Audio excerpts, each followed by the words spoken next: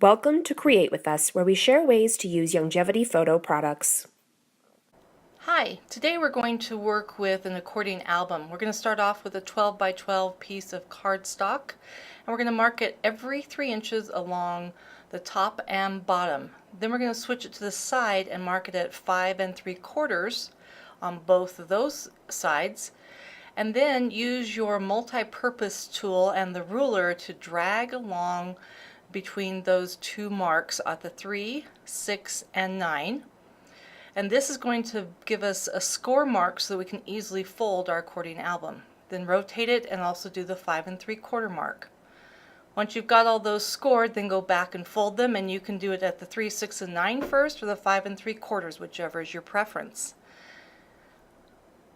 Once you get everything folded, you do need to go back and refold it into the little book.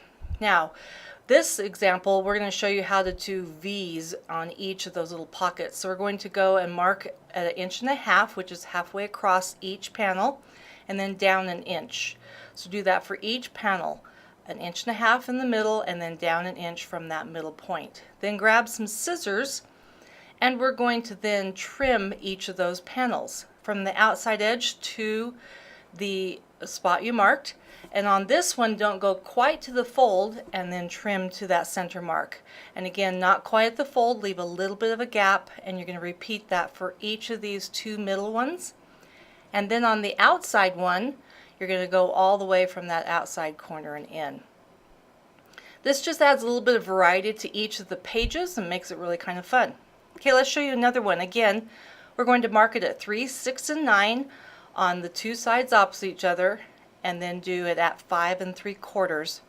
And the reason why we do the 5 3/4 is so you have a little bit of a gap when you fold it up, so you have that pocket effect on it.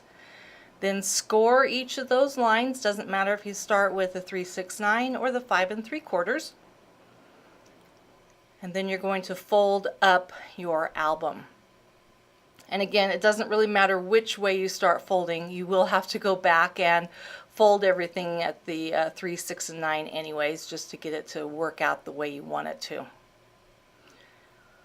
Now in this example, we're going to do a little bit different on the tops. We have an angle, a notch, the V, and then a fold over. And you can do it in either order.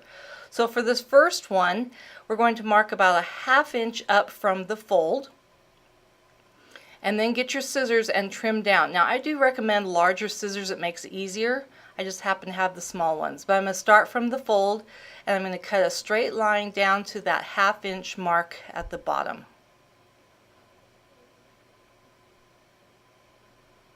Next, on this one, we're going to mark it 1/4 inch in from each of the fold sides, so that we have essentially a 2.5 inch opening there. Then once you've got it marked, grab your scissors again, and on this one I just kind of eyeballed it. So I clipped in about 1/4 inch on those 2 marks, and then cut across so that I had that little notch that popped out.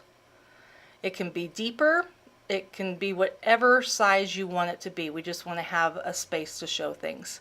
Okay, this is just like the other one. Going to mark it at 1.5 inch, which is the middle, down 1 inch, and then trim from the corners, or from the fold, sorry, down to that middle mark. The last panel you do not need scissors for, and you could score this first if you wanted. I just found it was easiest just fold it over, then crease it really well, and after you get everything decorated you can come back and actually adhere it. But this creates your base for the second accordion album. So let's look at those albums again. This one has the just the notches out. And then this one shows you the primary colored ones, and it shows you the design we just did as well as the notches out. So there's 2 different options to create with this accordion album. Have fun creating.